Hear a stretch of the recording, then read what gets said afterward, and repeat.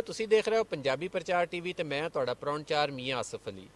ਗੁਰਦੁਆਰਾ ਕਰਤਾਰਪੁਰ ਸਾਹਿਬ ਦੇ ਵਿੱਚ ਇਸ ਟਾਈਮ ਮੇਰੇ ਨਾਲ ਇੰਡੀਆ ਤੋਂ ਆਏ ਹੋਏ ਦੋ ਸਿੱਖ ਯਾਤਰੀ ਖੜੇ ਆ। ਇਹਨਾਂ ਦੇ ਨਾਲ ਅਸੀਂ ਗੱਲਬਾਤ ਕਰਦੇ ਹਾਂ। ਕੀ ਹਾਲ ਚਾਲ ਹੈ? ਜੀ ਆਇਆਂ ਨੂੰ ਵੀਰ ਜੀ। ਸਭ ਤੋਂ ਪਹਿਲਾਂ ਵਾਹਿਗੁਰੂ ਜੀ ਕਾ ਖਾਲਸਾ ਵਾਹਿਗੁਰੂ ਜੀ ਕੀ ਫਤਿਹ। ਕੀ ਨਾਮ ਤੁਹਾਡਾ? ਮੇਰਾ ਨਾਮ ਭਗਵੰਤ ਸਿੰਘ ਹੈ ਜੀ। ਕਿੱਥੋਂ ਆਏ ਹੋ? ਅਸੀਂ ਫਰੀਦਕੋਟ ਜ਼ਿਲ੍ਹੇ ਤੋਂ ਆਏ ਆ, ਨਾਲ ਮੇਰਾ ਪਿੰਡ ਚਹਿਲ ਹੈ। ਅੱਛਾ। ਫਰੀਦਕੋਟ ਸ਼ਹਿਰ ਟਿੱਲਾ ਬਾਬਾ ਫਰੀਦ ਦਾ ਦਰਸ਼ਨ ਡਿਊਟੀ ਤੇ ਵਿੱਚ ਅਸੀਂ ਸੇਵਾ ਕਰਦੇ ਹਾਂ। टिल्ला बाबा फरीद, पहले बाकी से छोड़ो, ये दसो टिल्ला बाबा फरीद की जरा थोड़ी जी वजाहत कर दो।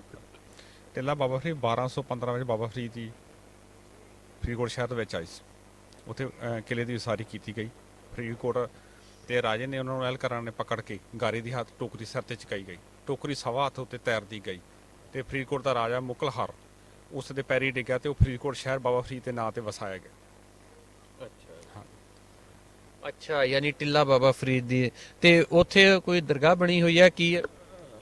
ਉੱਥੇ ਦਰਗਾਹ ਬਣੀ ਹੈ ਇੱਕ ਨਾਲ ਬਾਬਾ ਫਰੀਦ ਦੇ ਜਿਹੜਾ ਗੁਰਦੁਆਰਾ ਸਾਹਿਬ ਆ ਸਾਈਡ ਤੇ ਬਣੀ ਵੀ ਨਾਲ। अच्छा ਹਾਂਜੀ, अच्छा, उत्थे बकायदा गुरुद्वारा साहब बनया होया वा टिल्ला बाबा फरीद ਉੱਥੇ ਮਹਾਰਾਜ ਪ੍ਰਕਾਸ਼ ਹੈ ਉੱਥੇ। अच्छा, ਤੇ ਉੱਥੇ ਤੁਸੀਂ ਹਾਂਜੀ, ਅਸੀਂ ਉੱਥੇ ਦਰਸ਼ਨ ਡਿਊਟੀ ਦੇ ਵਿੱਚ ਸੇਵਾ ਕਰਦੇ ਹਾਂ। ਸਾਨੂੰ ਸੇਵਾ ਦਾ ਮੌਕਾ ਮਿਲਿਆ ਬਾਬਾ ਫਰੀਦ ਦੀ। ਅੱਛਾ ਅੱਛਾ, ਯਾਨੀ ਬਾਬਾ ਜੀ ਵੱਲੋਂ ਤੁਹਾਨੂੰ ਉੱਥੇ ਸੇਵਾ ਦਾ ਮੌਕਾ ਮਿਲਿਆ ਹੋਇਆ। ਆ ਤੁਸੀਂ ਸੁਣੀਏ ਗੱਲ, ਅਕਸਰ ਮੈਂ ਗੱਲ ਕਰਦਾ ਹੁੰਦਾ ਬਾਬਾ ਫਰੀਦ ਜੀ ਦੇ ਨਾਲ, ਬਾਬਾ ਗੁਰੂ ਨਾਨਕ ਜੀ ਦੀ ਅਕੀਦਤ ਦੀ, ਉਹਨਾਂ ਦੀ, ਤੇ ਇਹ ਉਹੀ ਟਿੱਲਾ ਬਾਬਾ ਫਰੀਦ ਉੱਥੇ ਸੇਵਾਦਾਰੀ ਕਰਦੇ ਆ। ਉੱਥੇ ਵੀ ਗੁਰਦੁਆਰਾ ਸਾਹਿਬ ਮੌਜੂਦ ਆ। ਤੇ ਇੱਥੇ ਆ ਕੇ ਤੁਹਾਨੂੰ ਕਿਹਦਾ ਲੱਗਿਆ? ਇੱਥੇ ਜਾ ਕੇ ਬਹੁਤ ਚੰਗਾ ਲੱਗਿਆ। ਸਭ ਤੋਂ ਪਹਿਲਾਂ ਤਾਂ ਮੈਂ ਦੋਵਾਂ ਸਰਕਾਰਾਂ ਦਾ ਧੰਨਵਾਦ ਕਰਦਾ ਜਿਨ੍ਹਾਂ ਨੇ ਇਹ ਮੌਕਾ ਮਿਲਿਆ। ਪ੍ਰਮਾਤਮਾ ਬੜੀ ਮਨ ਦੀ ਇੱਛਾ ਸੀ ਕਿ ਵੀ ਸਾਡੇ ਕਰਤਾਰਪੁਰ ਸਾਹਿਬ ਗੁਰੂ ਨਾਨਕ ਦੇਵ ਜੀ ਕਦੋਂ ਜਾਏ ਤੇ 72 ਸਾਲ ਹੋ ਗਏ ਅਰਦਾਸਾਂ ਕਰਦੇ ਉਹ ਅਰਦਾਸ ਪੂਰੀ ਕੀਤੀ। ਦੋਵਾਂ ਸਰਕਾਰਾਂ ਦਾ, ਇਮਰਾਨ ਖਾਨ ਦਾ, ਨਵਜੋਤ ਸਿੱਧੂ, ਦੋਵਾਂ ਦੀ ਦੋਸਤੀ ਦਾ ਜ਼ਿਕਰ ਕਰਦੇ ਹਾਂ। ਬਹੁਤ ਸ਼ੁਕਰ ਹੈ ਭਾਈ। ਅੱਛਾ, ਤੇ ਫਿਰ ਗੱਲ ਆਪਾਂ ਉਹੀ ਕਰਦੇ ਹਾਂ ਬਾਬਾ ਫਰੀਦ ਜੀ ਦੀ। ਬਾਬਾ ਜੀ ਦਾ ਕੋਈ, ਬਾਬਾ ਜੀ ਦੀ ਲਾਈਫ ਦੇ ਬਾਰੇ, ਬਾਬਾ ਜੀ ਦੀ ਹਯਾਤੀ ਦੇ ਬਾਰੇ ਤੁਹਾਨੂੰ ਕੁਝ ਪਤਾ? ਅੱਛਾ, ਤੇ ਟਿੱਲਾ ਬਾਬਾ ਫਰੀਦ ਦੀ ਗੱਲ ਤੇ ਹੋ ਹੀ ਰਹੀ ਹੈ, ਉਸੇ ਗੱਲ ਨੂੰ ਅੱਗੇ ਤੋਰਦੇ ਹਾਂ। ਥੋੜਾ ਜਿਹਾ ਹੋਰ ਵੀ ਦੱਸੋ ਜਿਹੜੇ ਉੱਥੇ ਗੁਰਦੁਆਰਾ ਸਾਹਿਬ ਬਣਾਏ ਗਏ ਆ ਉਹਨਾਂ ਦੇ ਬਾਰੇ ਚ। ਉਹਨਾਂ ਦੇ ਕੋਲ ਗੁਰਦੁਆਰਾ ਗੋਦੜੀ ਸਾਹਿਬ ਬਣਾਏ ਗਏ।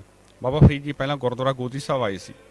ਉਸ ਤੋਂ ਬਾਅਦ ਸ਼ਹਿਰ ਦੇ ਵਿੱਚ ਆਏ ਸੀ ਕੁਝ ਖਾਣ ਪੀਣ ਲਈ, ਰਾਸ਼ਨ ਪਾਣੀ ਲਈ, ਤੇ ਉਸੇ ਉਸਾਰੀ ਦਾ ਜਿਹੜਾ ਕਿਲਾ ਬਣ ਰਿਹਾ ਸੀ ਉਸ ਤੋਂ ਟੋਕਰੀ ਚੁਕਾਈ ਗਈ ਅਹਿਲਕਾਰਾਂ ਨੇ। ਫਿਰ ਬਾਬਾ ਫਰੀਦ ਦੀ ਰਾਜਾ ਜੋ ਪੈਰੀ ਡਿੱਗਿਆ ਤੇ ਮਾਫੀ ਮੰਗੀ ਤੇ ਫਰੀਦਕੋਟ ਸ਼ਹਿਰ ਉਹ ਬਾਬਾ ਫਰੀਦ ਦੇ ਨਾਂ ਤੇ ਵਸਾਇਆ ਗਿਆ, ਉਹਨਾਂ ਦੇ ਨਾਂ ਤੇ ਰੱਖਿਆ ਗਿਆ। 1215 ਵਿੱਚ ਬਾਬਾ ਫਰੀਦ ਫਰੀਦਕੋਟ ਸ਼ਹਿਰ ਵਿੱਚ ਆਈ ਸੀ, ਚਰਨ ਪਾਏ। ਉਹ ਟਿੱਲਾ ਅੱਜ ਵੀ ਮੌਜੂਦ ਨੇ। ਜੋ ਬਾਬਾ ਫਰੀਦ ਦੇ ਲਿਬੜੇ ਹੱਥ ਉਹ ਵਣ ਦੇ ਨਾਲ ਉਹ ਅੱਜ ਮੌਜੂਦ ਆ ਉੱਥੇ। ਅੱਛਾ, ਹਾਂਜੀ, ਤੇ ਚਲੀਸਾ ਜਿਹੜਾ ਕੱਟਿਆ ਵੀ ਦੱਸ ਦਿਓ। ਗੁਰਦੁਆਰਾ ਗੋਦੜੀ ਸਾਹਿਬ 40 ਦਿਨ ਭਗਤੀ ਕੀਤੀ, ਚਲੀਸਾ ਕੱਟਿਆ ਗਿਆ ਉੱਥੇ ਬਾਸ ਜਾ ਕੇ ਗੋਦੜੀ ਸਾਹਿਬ। ਅੱਛਾ, ਤੇ ਬਾਬਾ ਜੀ ਦਾ ਕੋਈ ਸ਼ੇਰ ਹੁੰਦਾ? ਫਿਰ ਆਉਂਦਾ ਫਰੀਦਾ ਬੁਰੇ ਦਾ ਭਲਾ ਕਰ, ਗੁੱਸਾ ਮਾਨ ਨਾ ਹੰਡਾਈ, ਦੇਹੀ ਰੋਗ ਨਾ ਲੱਗੇ ਤੇ ਪੱਲੇ ਸਭ ਕੁਝ ਪਾਈ। ਵਾਹ ਵਾਹ, ਕੀ ਗੱਲ ਕੀਤੀ ਹੈ। ਬਾਬਾ ਜੀ ਦਾ ਸ਼ੇਰ ਨਾ ਸੁਣਾਇਆ, ਤੇ ਇੱਕ ਸ਼ੇਰ ਬਾਬਾ ਜੀ ਦਾ ਮੈਂ ਵੀ ਸੁਣਾਦਾ।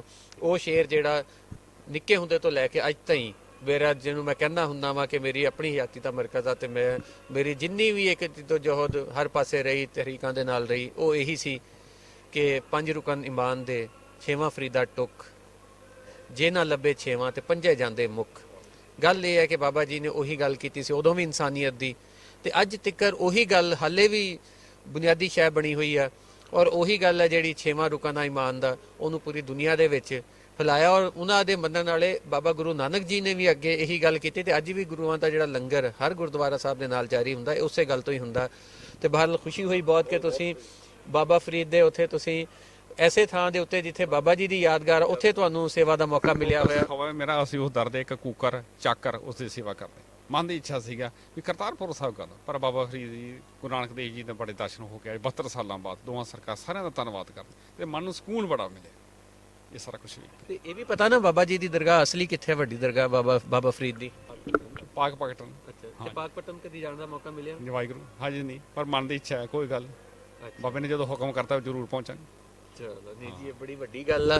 ਤੇ ਇਹਨਾਂ ਦੀ ਚਾਹ ਵੀ ਇਹੀ ਹੈ ਕਿ ਕਿਸੇ ਤਰ੍ਹਾਂ ਇਹ ਬਾਬਾ ਜੀ ਦੇ ਉੱਥੇ ਵੀ ਟਿੱਲੇ ਬਾਬੇ ਤੇ ਡਿਊਟੀ ਦਿੰਦੇ ਆ, ਟਿੱਲਾ ਬਾਬਾ ਫਰੀਦ ਤੇ ਇੱਥੇ ਵੀ ਚਾਹੁੰਦੇ ਆ ਕਿ ਪਾਕਪਤਨ ਵੀ ਕਦੀ ਹੋ ਕੇ ਆਉਣ, ਮੌਕਾ ਮਿਲੇ ਤੇ ਬਾਬਾ ਜੀ ਦੀ ਦਰਗਾਹ ਜਿਹੜੀ ਦੇਖ ਕੇ ਆਉਣ। ਬਹਰਹਾਲ ਖੁਸ਼ੀ ਹੋਈ ਇਸ ਗੱਲ ਦੀ ਕਿ ਤੁਸੀਂ ਉੱਥੇ ਨਾਲ ਬਾਬਾ ਜੀ ਦੇ ਨਾਲ ਵੀ ਜੁੜੇ ਹੋਏ ਹੋ। ਵੈਲਕਮ ਜੀ, ਆਓ ਤੇ ਇੱਥੇ ਦੇਖੋ ਤੁਸੀਂ।